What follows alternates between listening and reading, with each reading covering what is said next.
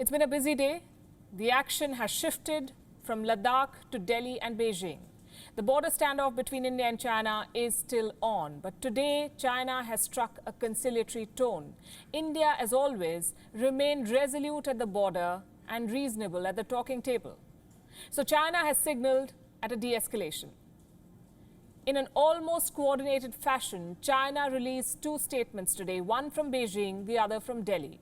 Suddenly, the tone has changed from confrontation to cooperation, from troop build-up to talking peace. China says the situation at the border is quote-unquote under control. What inspired this change of heart?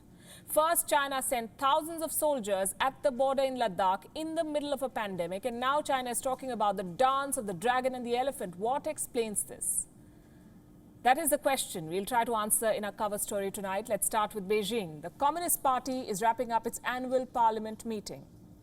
The Ministry of Foreign Affairs holds a daily press conference. Zhao Lijian, known as the Wolf Warrior-in-Chief, takes the questions. This is the same diplomat who had blamed the United States Army for the Wuhan virus outbreak. In WION, we know him as a Chinese diplomat who has blocked us on social media. Zhao Lijian is known for his aggressive style, but today, when he was asked about India, he, for once, spoke like a diplomat.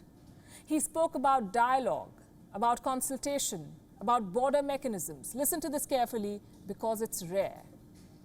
The current situation on the India-China border is generally stable and controllable. China and India have perfect border-related mechanisms and communication channels. Both parties have the ability to properly resolve relevant issues through dialogue and consultation. The situation is stable and controllable, says China. The same China was yesterday blaming India for the standoff. So what has changed in the last 24 hours? The Chinese ambassador to India also spoke today. Same line, different words. He said India and China can dance together. The realization of dragon and elephant dancing together is the only right choice for China and India, which serves the fundamental interests of our two peoples and the two countries. As the two major emerging economies, China and India should strengthen practical cooperation in investment, production capacity, and other fields. Sure, it takes two to tango. Will the PLA walk the ambassador's talk is the question. By the way, he said this before. In January this year, the Chinese ambassador, the very same man, was in Kolkata. He was attending Chinese New Year celebrations in the city. He spoke about the engagements between Prime Minister Modi and President Xi. And he said that both leaders are co-writing the chapter of the elephant and the dragon dancing together.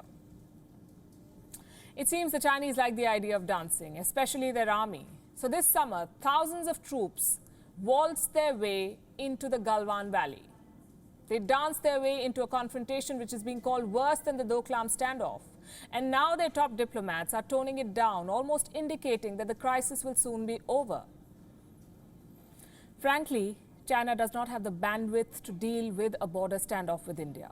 It has a pile of problems. First, the pandemic itself. China is still fighting the virus. Second, the investigation into the cover-up. Third, the onslaught from America from all directions.